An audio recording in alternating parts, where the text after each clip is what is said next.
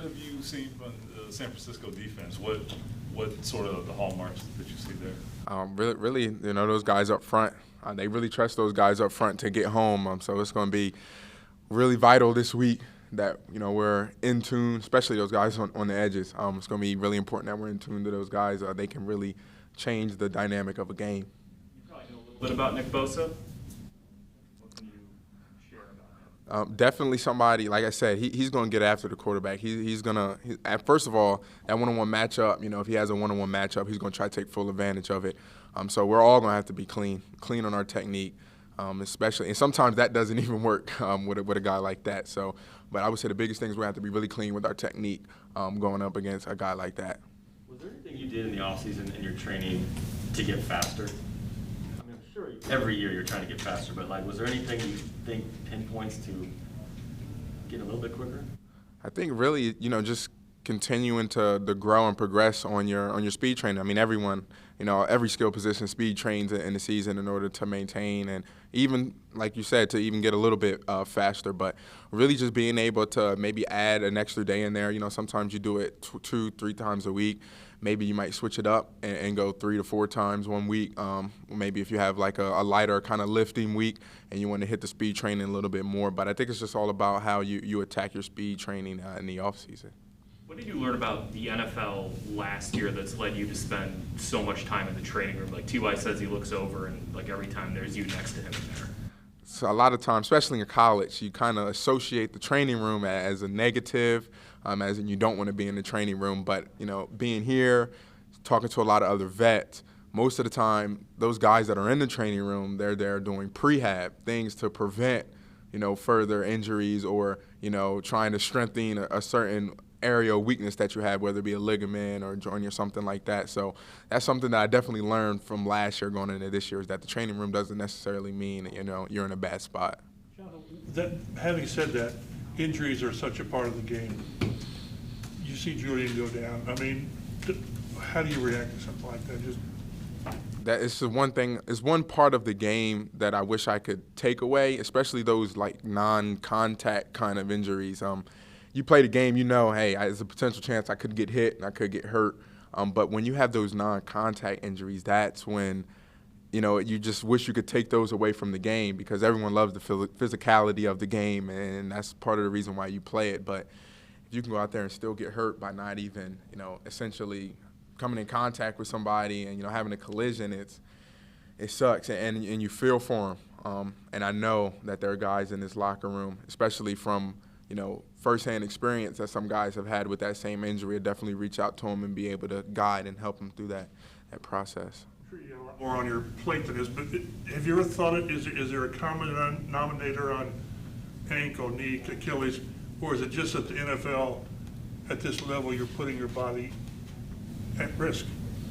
You're definitely putting your body at risk, and you think about the amount of torque and things that you're putting on your body. I mean, your feet, your ankles, your joints. I mean, there's some guys in this league who are huge and can move, and some bodies really aren't supposed to be built like that and be able to do those kind of things. And we were just talking about it today, joints and ligaments.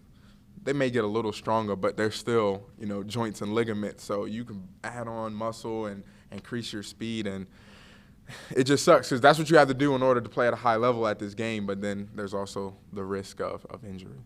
So, you're almost rolling the dice. You do all you can. And that's all you can do. It's the work in the off season. It's the prehab during the season. It's the rehab during the season, the recovery process.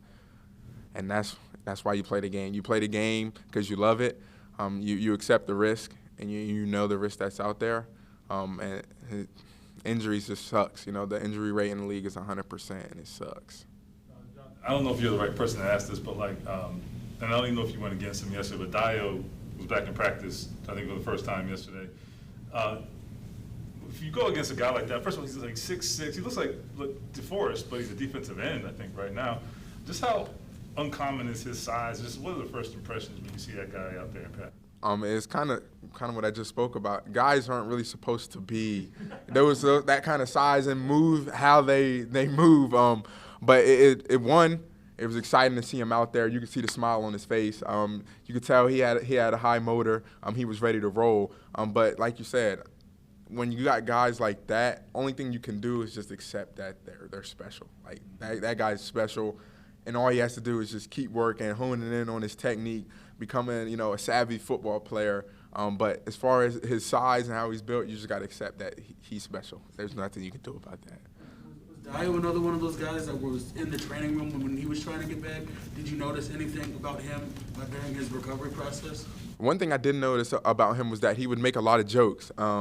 Let's say I'm in there getting taped for practice, and they're trying to challenge him. They're saying, okay, we're going to move this box, 6 inches higher, or we're going to, increase the weight by this much, and he'll make a little joke just about how he's ready, and he's ready to accept the challenge. And I think a lot of times people can get stressed out and overwhelmed. I'm imagining, from just continuing to hit that rehab each and every single day, but, he found a way to make light of it, to enjoy and embrace that process.